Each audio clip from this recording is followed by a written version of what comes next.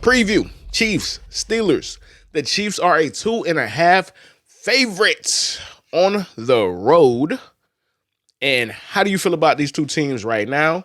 And how do you feel about this game, Mr. Rodman? Well, I've alluded to it a lot earlier in the season, Herbie. The Chiefs are the weirdest one-loss team I've ever seen in my Of my existence. lifetime. Of my Like I've lifetime. never seen a team that is so unimpressive, but you can't deny how great they are. Right? They somehow manage to fall in between two of those categories. When I Wait. look at Let me not to cut you Go off, but ahead, I go have to ahead, go say ahead, go ahead. this to piggyback off what you say. They are impressively unimpressive. It is impressive how unimpressive they are. And that's Yes, what's the most yes. impressive thing about it. Dog, it's so crazy, dog. Like it's unbelievable, man. But going into this game, I think the Pittsburgh Steelers present a tough matchup for them, mainly because this game, especially really both of these games that we're gonna get to today, the trenches are gonna matter quite a bit. And Yeah. the one thing I noticed with the Chiefs from last week was the Chiefs adopted a more quick passing game approach. Patrick Mahomes got the ball out of his hands quicker than he has in previous games, and I feel like the Kansas City Chiefs, because of their tackle situation, because of their offensive line situation, they're really more focused on getting the ball out quick out of Mahomes' hands, getting it quick to Xavier Worthy, getting it quick to Hollywood Brown, who made an appearance last week. So on the Chiefs side of things, I expect them to kind of emulate what they did last week, which is, get the ball to Mahomes' hands quick. You know what I'm saying? Just nickel and dime the Pittsburgh defense. Obviously, in their championship era, the Chiefs have become masters at orchestrating long surgical drives. They run the ball just enough.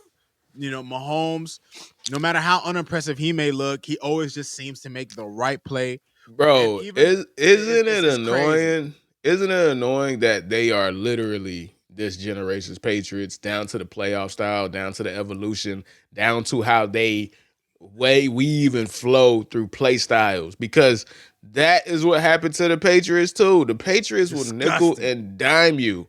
It was death by 1,000 paper cuts. And that's the most annoying.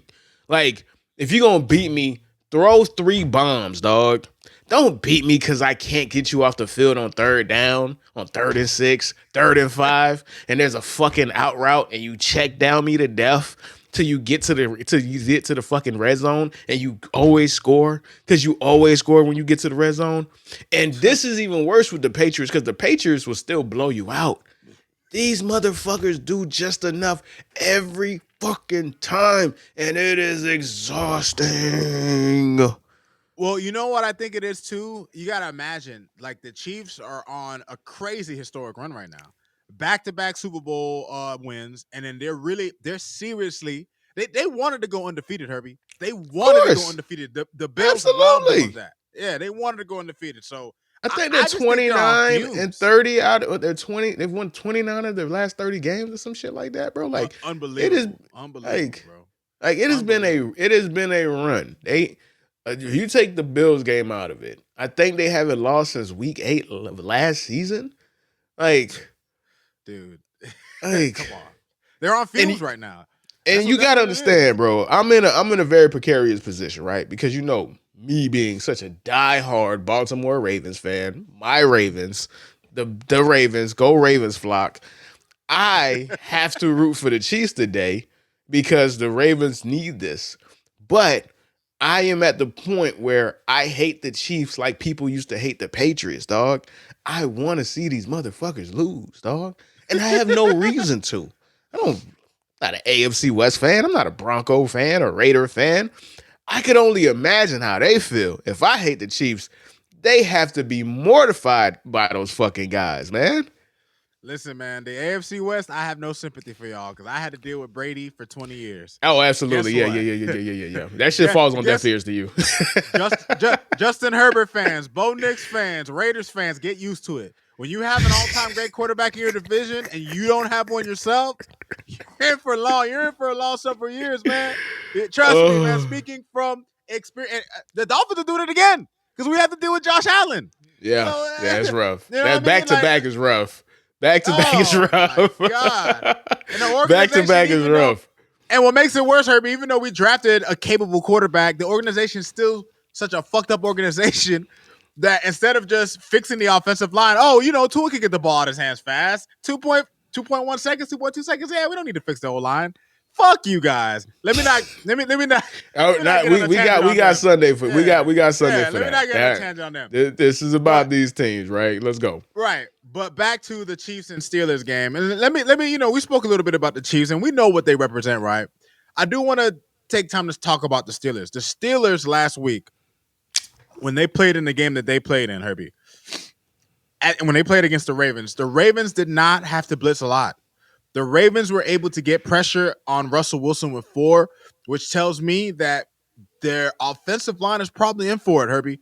You got Chris Jones over there in Kansas City. Well, Chris Jones is out. So luckily, that's one thing that they don't have to worry about because he was questionable, but it went from questionable to be doubtful. So he's probably not going to play. But the thing about the Chiefs is they have really good fucking linebackers. They have really good cornerbacks. And most importantly, they have Steve Spagnuolo, bro. Like, yes, sir. He might make the Hall of Fame as a coordinator. Like, we really gotta really understand what this team is. The team is, for the past 2 seasons, been winning because of the defense. And it's winning because of defense and winning because they have Patrick Mahomes. But it's defense first. These guys haven't scored 30 points in 30 games. I was just about to say, Herbie, I was just going to say, they're the only team this season that hasn't broke 30 points that doesn't have a losing record. All the other teams this season, Herbie, whether it's the Giants, whether it's a couple other teams that I saw on the list, I don't have it right in front of me. When you look at that list, the one team that sticks out like a sore thumb is Kansas City Chiefs. You almost think like, wait, hold on, is this a fucking troll list? And it's facts. It's 100%. Think about it right now. Chiefs overall on offense 13th, rushing 15th, pass 12th, scoring 11th. They are middle of the pack in every offensive statistic that you can think of. And they have 14 wins. Come on, dog. Unbelievable, man. Unbelievable. But first thing, before we get back to it, man, shout out to the boy Irvin, man. Appreciate you saying we do have a good show. Thank you so much, man. Likes, comments, and subscribes. Appreciate it, man. Happy holidays to you and to your family, dog. We appreciate everybody who appreciates us, man. So definitely good looking out on the shout out for that one. But back to this game though, right? So the thing about the Ravens, or things about the Steelers, I'm sorry, not to get too far ahead of myself. The thing about the Steelers is they are very dependent on a fucking maniac, bro. That's what it comes down to. What is their thing with that? Is there something about the Steelers and maniac fucking receivers that they just like Herbie? It's like they sold their souls, bro, after they won that last Super Bowl, dog. They sold their souls, man. No, like you should not be dependent on a maniac, right? Like we have your best player on offense is somebody that's out here drop kicking and fucking people elbowing motherfuckers on the football field, bro. In a professional football game environment, and he can't help himself, right? But the impact of George Pickens cannot be denied. When George Pickens and Russell Wilson are on the same field today, on the same field. They score 26 points a game. Russell Wilson has 260 passing yards a game. That's his averages. When George Pickens is not in the game, it goes from 26 points per game to 19. It goes from 260 yards passing to 167. That is night and day. Yeah. Oh, yeah. 100%. Your best player can't be an NBA YoungBoy, dog. I'm sorry. I'm sorry. Your best player cannot be NBA YoungBoy. When you gotta depend on Chief Keef, dog, shit, it's hard out here, man. You can't be dependent on Chief Keef, man. What's going on with y'all? Lil Durk can't be your hero, man. He can't. Like, man. Fredo Bang can't be the difference between a win and a loss, dog. I'm sorry, bro. Man. Like, what are we doing? Like, but it is obvious. So that's gonna be my matchup to watch. Trent McDuffie versus George Pickens, right? And it's really gonna come down to that.